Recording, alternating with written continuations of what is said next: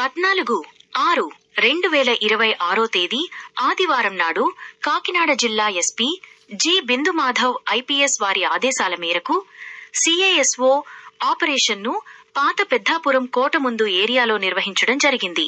ఈ కార్యక్రమంలో అనుమానిత ప్రాంతాలను జల్లెడ పట్టడం జరిగిందని, 6 రికార్డు లేని వాహనాలు స్వాధీనం చేసుకోవడం జరిగిందని మరియు అక్కడ నివాసం ఉంటున్న పబ్లిక్ కు వివిధ రకాల మోసాల గురించి, నేరాల గురించి అవగాహన కల్పించడం జరిగిందని సిఐ వైఆర్కే శ్రీనివాస్ తెలిపారు. ఈ యొక్క కార్యక్రమంలో ఎస్ఐ మౌనిక, ఇతర పోలీసు సిబ్బంది పాల్గొన్నారు.